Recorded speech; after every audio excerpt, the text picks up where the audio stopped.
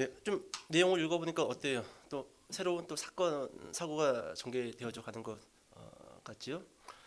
이 사무엘 하 그리고 또 열왕기 상 또 하가 또 쭉 이어지는데 뭐 제가 지난 시간에도 말씀을 드렸지만 사무엘 상하 열왕기 상하는 히브리서로 보면은 한 권입니다. 한 권이에요. 그래서 이스라엘의 역사가 쭉 연결되어져 있어요. 그래서 우리가 항상 뭐 이렇게 보통 설교를 사복음서 위주로 많이 듣기 때문에 보통 역사서를 한번 쭉 이렇게 들어본 기억들이 아마 별로 없을 거예요. 그죠? 예, 또 들어도 또 한 번 듣고 지나가기 때문에 뭐 그런 이름이 있었어?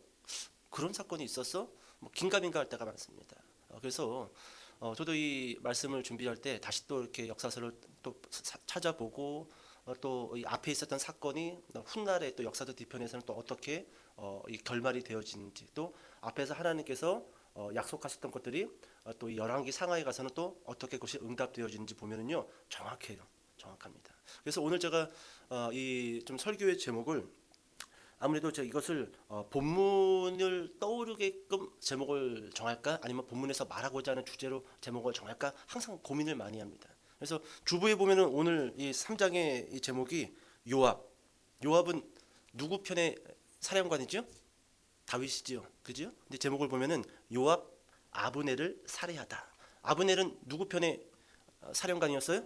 사울 왕가 집안이죠. 예, 그래서 결국 다윗 편의 그 사령관 요압이 오늘 본문에서 사울 왕가 집안의 사령관이었던 아주 뛰어난 장군입니다. 실제로 이 요압이 아브넬을 살해했던 것이 다른 이유가 성경에는 기록되어 있지만 이것을 그 역사적인 시점으로 들어가서 고민해 본다라고 한다면 이제 곧 이제 3장에서 북이스라엘과 그리고 남쪽 다윗의 유다는 이제 한 나라의 두 왕이 2장에 세워졌다가 3장에서 그것이 끝나요.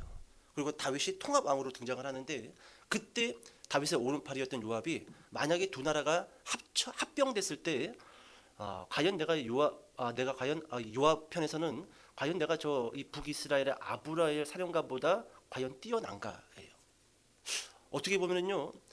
다윗이 요압을 데리고 같이 동굴에서부터 출발해서 지금까지 왔지만 이 객관적인 사실을 쭉 늘어놓고 봤을 때는요. 그래도 아브넬이 낫지라는 그런 이 조짐들이 좀 보이기도 합니다. 그래서 다른 이유로 요압이 아브넬을 살해했지만 요압 편에서는 이거 곧 나라가 남북이 통일될 것 같은데 내가 이러다가 내 자리 뺏길 수도 있겠다. 그래서 아브넬을 살해하는 걸로 오늘 본문 마지막에 탁 그렇게 이 본론이 정리가 됩니다. 자, 오늘 설교 그렇게 길지 않아요. 제가 이 주일날에 여기 올라올 때는 A4 용지를 한 4장, 길면은 5장 갖고 올라오는데 수요일에 그렇게 길게 많이 안 갖고 올라와요. 뭐 2장, 3장이에요. 2장, 3장. 엄청 짧죠? 근데 집약되어져 있어요. 왜냐? 한 장을 다 봐야 되기 때문에. 그리고 그 사건마다 이야기하는 것들이 있고 그리고 결론적으로 통합적으로 하나님의 관점으로 우리가 생각을 해봐야 되기 때문에 조금 거시기한데 오늘도 좀 거시기하게 좀 빨리 진행을 해보도록 하겠습니다. 자, 먼저 여러분들에게 좀 말씀드리고 싶은 것은 이겁니다. 여러분 그 사무엘하 1장에서 아말렉 청년이 사울의 시신을 발견하고 사울의 왕관과 사울의 팔찌를 가지고 다윗을 찾아왔습니다. 그죠? 예. 근데 결국 이 다윗은 아말렉 청년을 처형해버려요. 처형해버립니다. 자, 여기에는 제가 지금까지 1장, 2장, 오늘 3장에 들어오면서 계속적으로 말한 적도 있고 말을 안 한 적이 있지만 다윗은 철저하게 무엇을 지금 생각하고 있냐면 이스라엘의 왕으로 내가 등극할 건데 하나님이 그렇게 약속하셨고 거기에 절대로 사람의 지략, 사람의 도움 받지 않겠다라는 거예요. 내 나라는 누구만 세울 수 있다? 하나님만 세울 수 있다는 거예요. 하나님만. 저는 이 다윗의 이와 같은 신앙과 믿음을 보면서 이거는 정말 목사들이 배워야 할 태도이다. 태도이다. 교회는 누구만 세울 수 있어요? 그죠? 말은 다 그렇게 합니다. 그런데 이 교회를 세워나가는 목회자들은 과연 하나님에게만 달렸다고 생각할까요? 아니에요. 돌아가신 그 오카는 목사님의 그 아들도 목사님 돌아가시고 나서 몇 년 후에 몇 권의 책들을 막 냈잖아요. 마케팅에 쩌든 교회. 가지고 뭐 예배인가 쇼인가. 그래서 오늘날 목회자들이 순수한 복음을 가지고 교회를 세워나가려고 하지 아니하고 막 옆 교회가 성장하니까 우리 교회도 어떻게 성장시킬까 해서 막 마케팅을 연구를 하고 막 예배를 더 화려하게 조명을 바꾸고. 근데 여러분 오늘 집중해야 될 것은 다윗은 철저하게 이 나라가 세워지고 내가 왕으로 등극하는 일에 있어서 사람의 도움은 1도 개입되지 않았다라는 것을 아주 그 민감하게 그것을 생각을 합니다. 그래서 아말렉 그 사람을 죽여버린 거예요. 내가 네 도움 받고 그 왕관을 내 머리에 쓰리? 그럼 사람들이 뭐라고 이야기할까요? 역사가들은 그것을 어떻게 기록할까요? 결국 다윗은 사람의 도움으로 왕관 썼다. 이렇게 역사가 기록되거든요. 마찬가지지요. 여러분 사무엘하 2장에서도 우리가 지난주에 봤지만 이 요압 사령관이 그리고 또 이 북이스라엘의 아브넬 사령관이 이 기브온 한 연못가에서 12대 10으로 붙었어요. 기억나시죠? 아, 우리 기억 안 나시나? 그때 여러분 이 12명씩 나와서 머리끄댕이 잡고 칼로 옆구리 찔러서 누가 빨리 죽는가? 이거 대결했어. 그럼 둘 다 죽는 겁니다. 그러니까 요압 장군하고 아브넬 장군이 또라이가 되어버린 거예요. 누가 더 센지, 남쪽이 센지 북쪽이 센지 12명 나와 머리끄댕이 잡아 칼 뽑아 옆구리 찔러 이래가지고 막 누가 죽는지. 근데 결국 누가 이겼어요? 요압 쪽이 좀 기세가 셌어요. 막 미친 듯이 막 칼에 찔리면서도 막 찌르니까 아브넬이 봤을 때는 저것들이 뭐 좀비도 아니고 미쳤나? 그래서 거기가 이름이 붙었죠. 헬갓 핫수림. 사무엘하 2장의 헬갓 핫수림. 카레블 판이다. 카레블 판이다. 그래서 12명 다 죽어버립니다. 거기서. 미친 짓거리 한 거죠. 그리고 나서 아브넬의 군대하고 요압의 군대가 큰 한번 싸움을 붙었는데 그 싸움의 결과 남쪽 요압 장군의 병사들은 19명이 12명 포함해서 19명이 죽고 북쪽은 360명이 죽었어요. 그러면 압도적으로 요압 쪽, 다윗 쪽이 힘이 세요? 아니면 사울 왕가 쪽이 힘이 세다라는 거예요. 다윗 쪽이죠. 그죠? 예. 우리는 19명밖에, 12명은 이미 죽었고 19명밖에 안 죽었지만 북쪽 이스라엘 아브넬 병사들은 360명이 죽었단 말이에요. 그러니까 압도적으로 다윗 쪽의 병사들이 뭐라고 할까? 이 막강했어요. 군사력이. 그러면은 왜 다윗은 빨리 이 병사들을 끌고 북쪽을 치지 않는 것인가? 마찬가지입니다. 여기에도 이런 의미가 담겨져 있지요. 나는 그리고 내가 왕에 등극하는 그 일은 전쟁과 칼로 되지 않는다라는 거예요. 좀 보여요? 요 내용만 보면은 역시 재밌어요. 근데 우리는 큰 그림을 가지고 역사서를 봐야 돼요. 나는 사람의 도움으로 왕관 쓰지 않아. 죽여버려. 왕이시여. 요압 봤냐? 이번에 붙어보니까 뭐 저것들 아무것도 아닌데요. 우리 뭐 19명밖에 안 죽고 저기 360명 죽었습니다. 압도적입니다. 그냥 올라가서 그냥 북진해버리지요. 근데 다윗은 노. 우리의 왕국은 칼과 전쟁으로 되지 않는다. 기다리는 거예요. 대단하죠. 꼭 미국과 북한이 한번 붙으면은 누가 이길까요? 실제로 여러분 미국과 북한이 붙으면요, 이 땅과 동시에 그냥 북한은 사라집니다. 그냥 지구상에서 그냥 없어져요. 없어집니다. 그냥 지켜보는 거예요. 팔짱 끼고 이렇게 지켜보는 거예요. 뭐 그런 말도 있잖아요. 전 세계가 한편 먹고 미국이 딱 붙으면요, 그래도 미국이 이긴다는 말이 있어요. 뭐 중국, 러시아 다 먹고 핵폭탄 안 쓰고 한번 그냥 깔끔하게 붙어보자라고 하면은요, 전 세계가 한편으로 먹어도 미국을 못 이긴다라고 합니다. 그만큼 막강합니다. 지금 다윗의 그 남유다가 그렇게 막강하지만 북진하지 않는 거예요. 내 나라는 전쟁과 칼로 되지 않는다라는 것이죠. 자, 뭐 더 이야기가 있지만 여기까지만 하고, 자, 1절로 들어가서 같이 한번 읽어볼게요. 3장 1절. 자, 시작.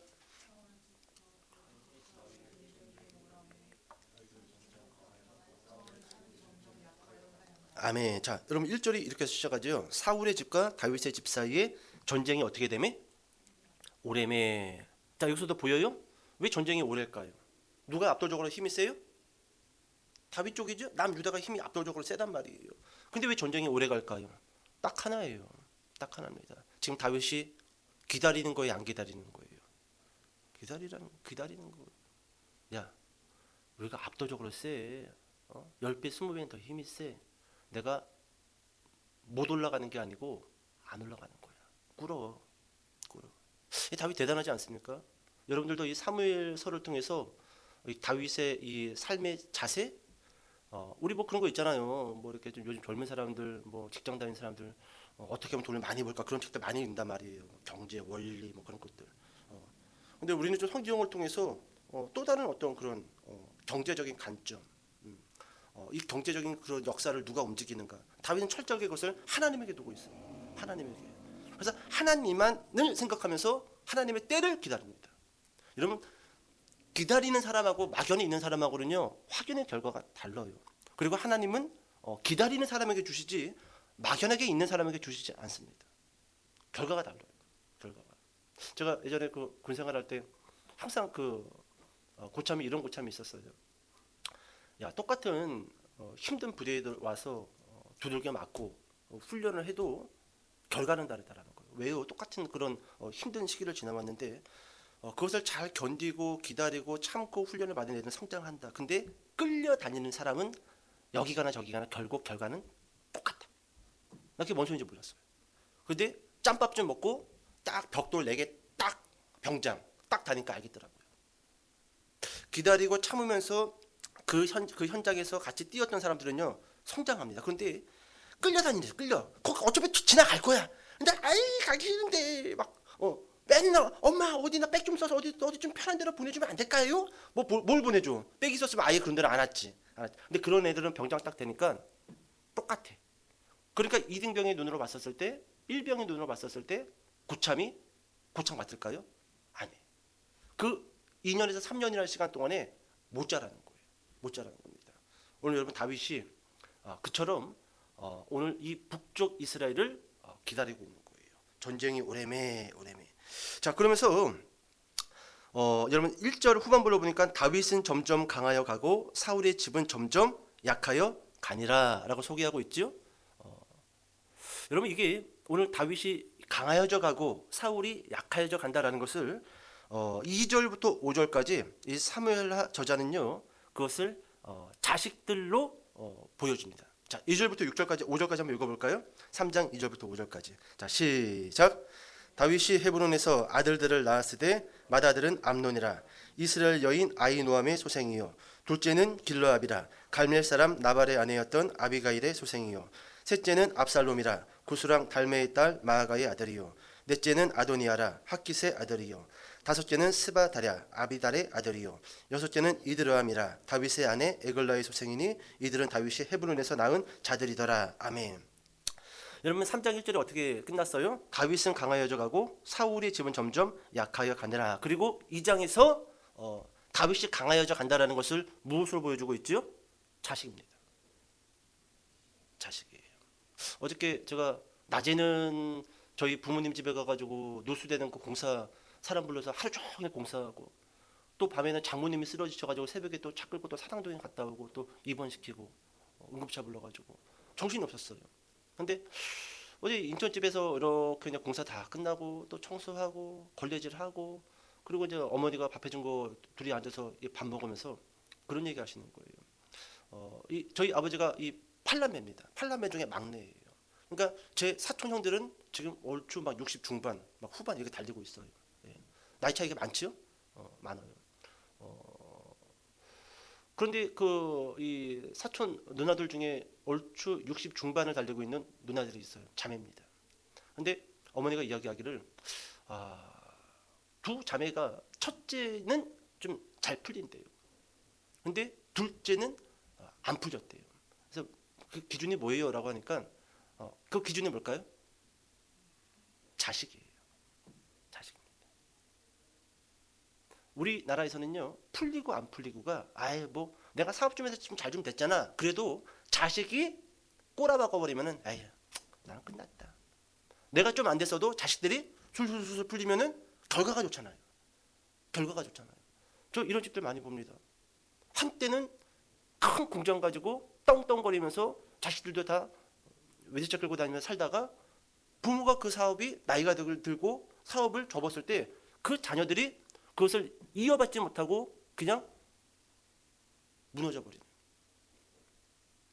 그런 안타까운 가정들 저 많이 봐요. 오늘 여러분 이 다윗은 점점 강하여 가고 사울의 집은 점점 약하여 가니라. 그러고 나서 2절에서 그게 뭐냐라고 이 사무엘 저자가 우리에게 보여주자면 자식들이에요. 자식들. 다윗이 헤브론에서 왕이 돼서 지금 몇 명의 자식을 낳지요? 따라해 봅시다. 6명. 첫째가 암논. 이거 나중에 큰일 저지를 놈이지요. 동생 다말을 겁탈했던 첫째 아들. 예. 근데 그 어머니가 누구예요? 이스라엘 여인 아히노암. 둘째는 나발의 아내였던 아비가일의 소생 길르압. 학자들마다 그런 이야기 많이 합니다.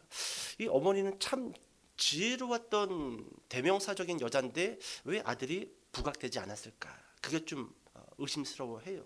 예. 자, 셋째는 누굴까요? 그 유명한 압살롬. 나중에 나라 쿠데타 일으켜가지고, 그죠? 암논, 그 자기 여동생 겁탈한 그 이복형 암논을 무참히 살해하고 그리고 도망가 버리죠.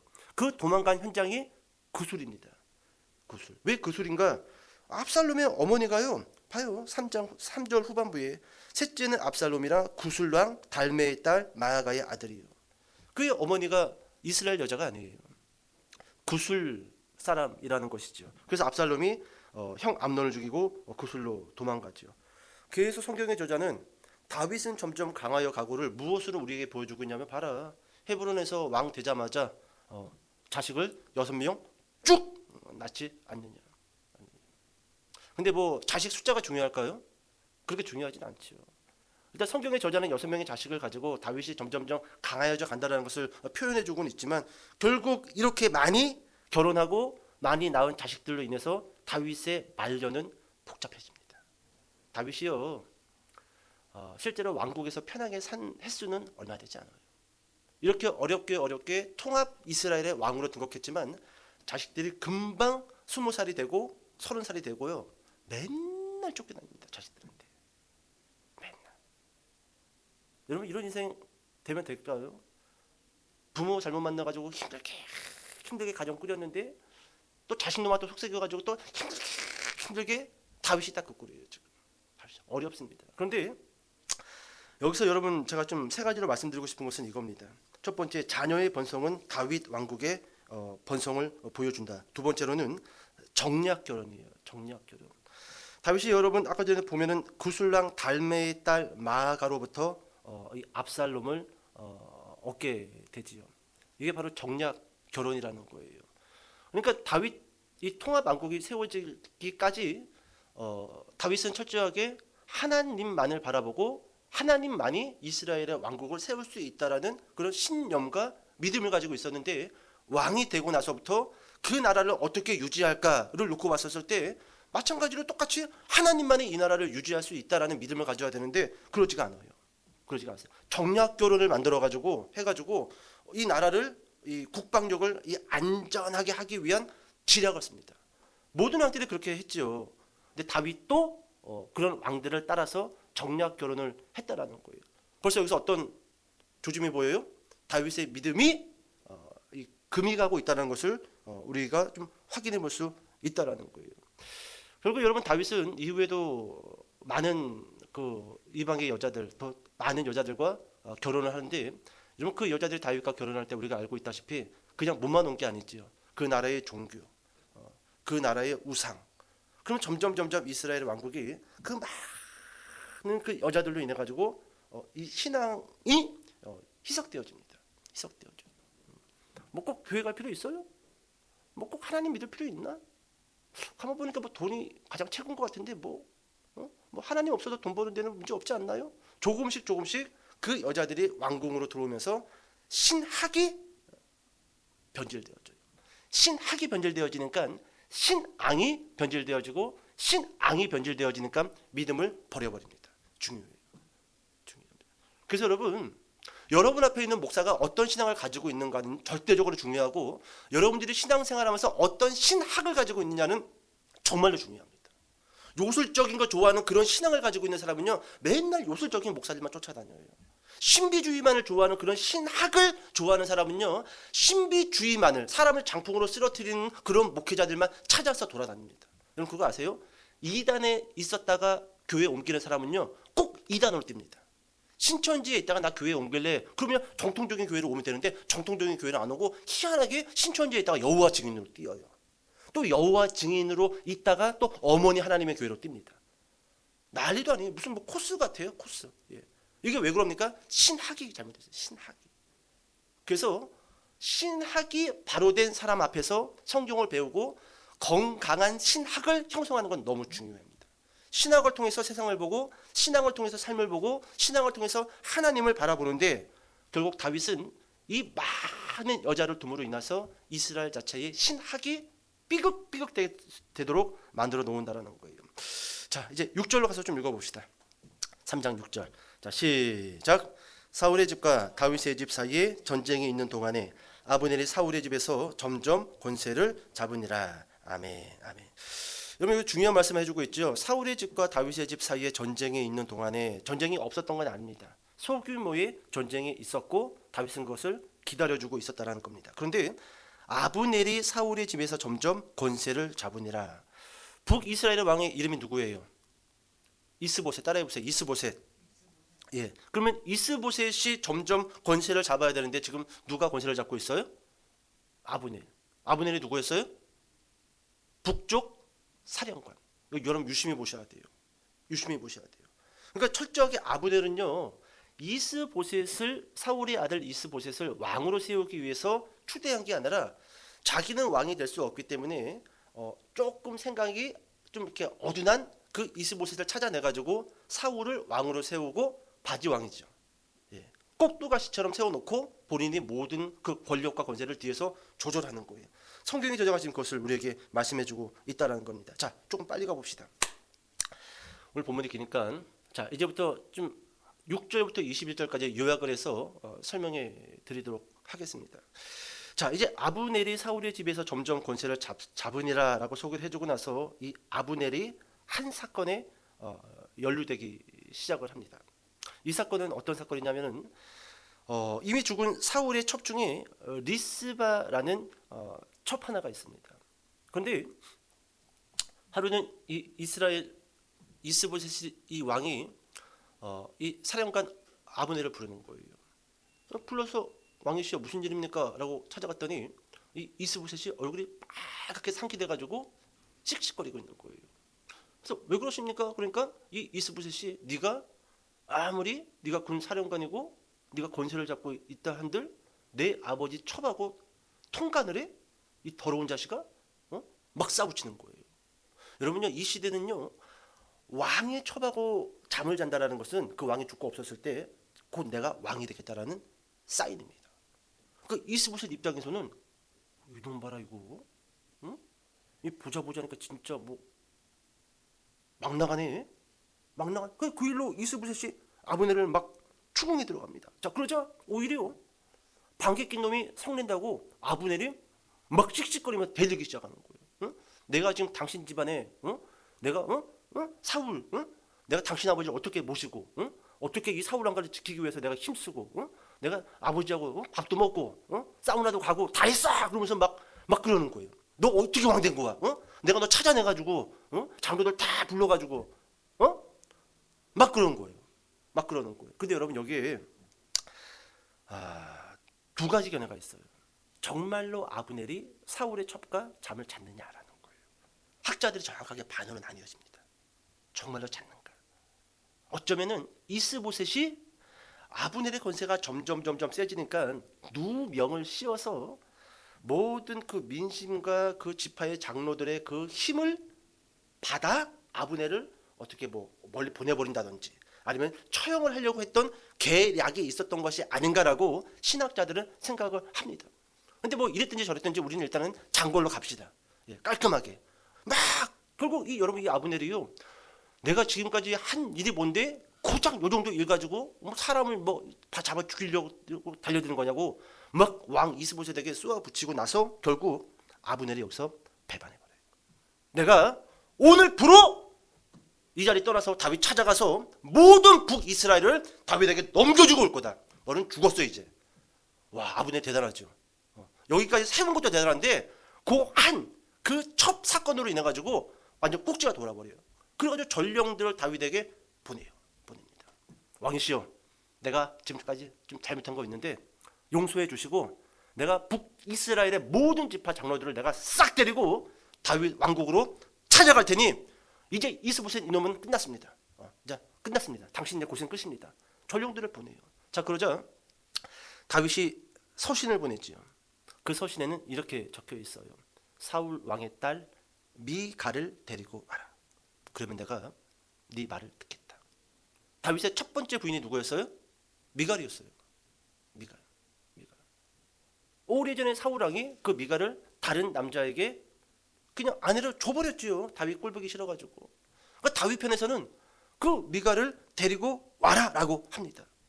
여러분 15절하고 16절 한번 읽어볼까요? 참 재밌는데 15절 16절. 자 시작. 이스보셋이 사람을 보내 그의 남편 라이스의 아들 발디엘에게서 그를 빼앗아 오매 그의 남편이 그와 함께 오되 울며 바후림까지 따라왔더니 아브넬이 그에게 돌아가라 하매 돌아가니라. 아멘. 여러분 북이스라엘의 그 이스보셋도 결국 이 아브넬이 등을 돌리고 다윗이 딱 서신 하나를 보냈는데 미갈 찾아와. 그러니까 겁을 먹은 것 같아요. 알았습니다. 보내겠습니다. 아브넬하고 쿵짝쿵짝 다윗이 어떻게 했는지도 잘 모르고 그래서 결국 이스보셋이 사람을 보내 그의 남편 라이스의 아들 발디엘에게서 그를 빼앗아 오매. 그러니까 여러분 이미 벌써 다윗의 첫 번째 부인 미갈은요 발디엘이라는 남편과 함께 잘 살고 있었단 말이에요. 근데 빼앗아 왔다라는 겁니다. 16절 보세요. 그의 남편이 그와 함께 오되 울며 바후림까지 따라왔더니 아브넬이 그에게 돌아가라 하매. 말이 돌아가라는 게 아니라 이런 거예요. 너 한 발짝만 더 뛰면 칼로 목 쳐버린다. 돌아가. 이 남편이 어떻게 해요? 물잖아요. 그러니까 미갈을 사랑했던 거예요. 아유 잘 간다. 아이 속시원하다. 뭐예요? 사랑했던 거예요. 여러분 여기서 과연 다윗이 미갈 이미 벌써 다른 남자랑 결혼해서 살고 있는데 그 남편에게서 미갈을 빼앗아 올 필요가 있냐라는 거예요. 있냐라는 거예요. 그래서 신학자들은요 이 사건을 가지고 어디까지 내다보냐면은 남편에 있는 아내를 빼앗아와 결국 밧세바 사건까지 연결시킵니다. 학자들은 다윗이 이런 기질이 있다라는 거예요. 특별하게 유부녀를 빼앗아오는 못된 그런 기질이 있다. 봐요 여러분 밧세바가 유부녀잖아. 다윗이 아내들이 없어요? 야 이후에도 겁나게 많아요. 이쁘다고 하는 여자들은 다 아내 삼습니다. 근데 하필 왜 유부녀야? 나 같았으면 첫 번째 부인 미갈 이미 나이도 먹고 다른 남편도 있고 뭐 애도 낳고 잘 살겠지. 다 퍼져가지고 그러면은 미갈은 잘 살도록 거기 울타리를 쳐주거라. 절대로 울타리를 벗어나지 못하게 하거라. 나는 이랬을 것 같아. 근데 데려오라고 하잖아요. 희한한 기질이에요. 희한한 기질. 이 기질을 학자들마다 이렇게 이야기합니다. 다윗이 그 출생이 좀 뭔가 좀 이상하거든요. 그 엄마의 사랑을 받지 못하고 자란 다윗의 유년기를 학자들은 보고 있어요. 시편에 또 그것을 다윗이 고백하고 있고요. 내가 제약 중에 잉태되었도다. 아마도 다윗은 그의 어머니가 비록 아버지는 이세지만 이세가 후처를 통해서 다윗을 낳은 게 아닌가. 그리고 엄마는 도망쳐버린 게 아닌가. 그러니까 희한하게 그런 엄마를 연상하는 어떤 그런 유부녀에게 자동적으로 끌리는 비록 왕이 됐지만 그 안에는 여전히 이 어린 다윗이 간에 숨어 있었던 것이 아닌가라고 본다라는 거예요. 자 결국 이 미갈을 빼앗아 결국 다윗에게 들어가지요. 자 이제 미갈을 데리고 왔으니 다윗과 아브넬은 만납니다. 아브넬이 헤브론으로 다윗을 찾아가요. 그리고 다윗은 잔치를 배설하고 잘 먹고 마시고 아브넬 북쪽 군사령관을 평안하게 돌려 보냅니다. 자 17절부터 19절까지 조금 좀 넘어가 보고 자 여기까지 여러분 지금 다윗 왕국이 순조롭게 진행되어져 가는 것 같아요? 어렵게 진행되어져 가는 것 같아요? 순조롭게 진행되어져 가는 것 같지요? 자 그런데 여기서 계획이 틀어집니다. 틀어져요. 22절부터 30절까지를 잠깐 요약해 볼까요? 이 아브넬이 다윗을 만나고 북쪽으로 돌아간 후에 이 전쟁을 치루었던 요압과 그의 군대가 이 헤브론으로 복귀합니다. 그리고 소식이 들리기를 요압 장군님 조금 전에 북쪽 군사령관 아브넬이 다윗과 함께 잘 먹고 마시고 북쪽으로 돌아갔습니다. 여러분 요압에게 있어서 아브넬은요 2장에서 자신의 동생 아사히를 창으로 찔러 죽였던 인물이에요. 요압 장군은 저 아브넬이 북쪽 군사령관이기도 하지만 내 동생을 2장에서 창으로 찔러 배가 뚫린 채로 동생이 그 현장에서 죽었단 말이에요. 원수란 말이에요.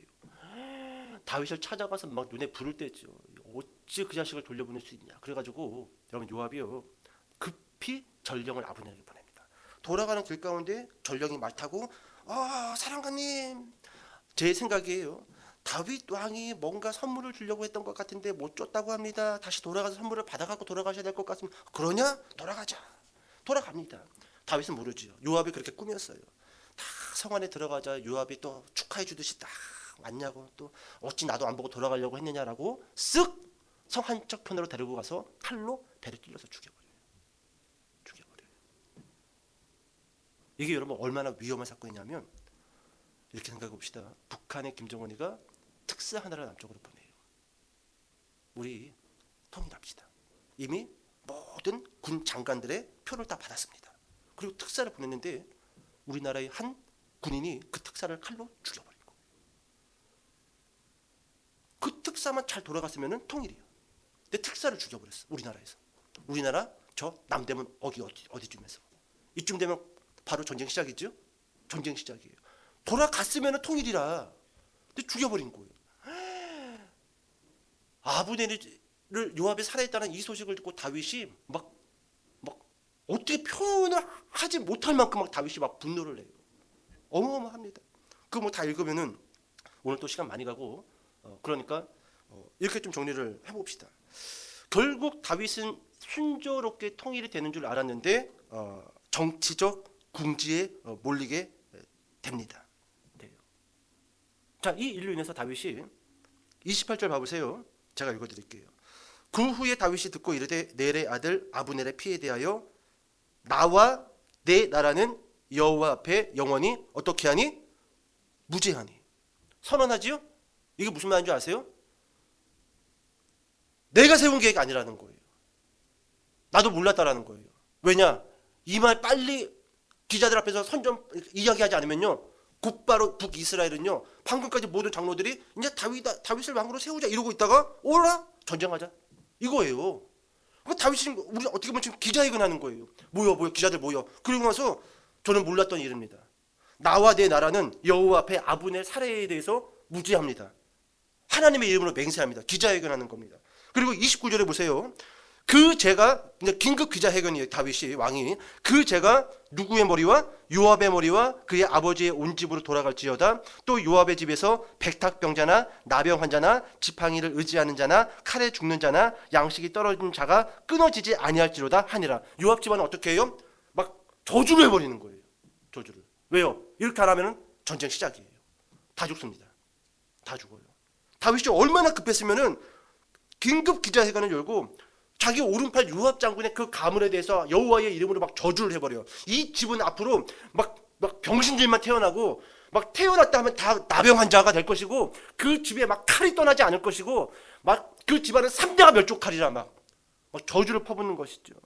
자, 그리고 나서 이제 다윗이 어떻게 이 정치적 코너로 몰린 이 위기를 벗어나는가, 딱 세 가지만 1분씩 이야기하고 3분 후에 딱 오늘 설교 정리할게요. 첫 번째, 어떻게 위기를 벗어나는가?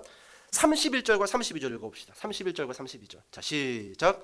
다윗이 요압과 및 자기와 함께 있는 모든 백성에게 이르되 너희는 옷을 찢고 굵은 배를 띠고 아브넬 앞에서 애도하라 하니라. 다윗 왕이 상여를 따라가 아브넬을 헤브론에 장사하고 아브넬의 무덤에서 왕이 소리를 높여 울고 백성도 다 우니라. 첫 번째, 어떻게 이 위기를 벗어나는가? 여러분, 이 아브넬의 장례식을 국장으로 치릅니다. 국장으로. 북쪽에서 파견한 특사가 남대문에서 죽었어요. 국장으로 치르는 거예요. 모든 국민들은 다 상복을 입고 남대문으로 집결하시오. 그리고 다 먼지를 머리에 뿌리면서 애도하는 거예요. 지금 여러분, 북쪽 사람들의 민심을 달래는 거예요. 그리고 왕도 소리를 높여 울고 백성도 다 우니라. 첫 번째, 장례식을 국장으로 치르었다. 두 번째, 어떻게 이 위기를 벗어나는가? 33절과 34절입니다. 같이 한번 읽어보겠습니다. 시작. 왕이 아브넬을 위하여 애가를 지어 이르되 아브넬의 죽음이 어찌하여 미련한 자의 죽음 같은고 내 손이 결박되지 아니하였고 내 발이 차고에 채이지 아니하였거늘 불의한 자식의 앞에 엎드러짐 같이 내가 엎드러졌도다 하며 온 백성이 다시 그를 슬퍼하여 우니라. 무엇을 지었어요? 애가. 사울왕의 죽음을 놓고도 그의 아들 요나단과 함께 애가를 지어 불렀지요. 자, 이 정치적 코너로 몰렸을 때 두 번째 이 위기를 어떻게 벗어났는가? 애가를 지어서 크게 울면서 불렀다. 자, 세 번째, 어떻게 위기를 벗어났는가? 35절이에요. 마지막. 자, 35절. 시작.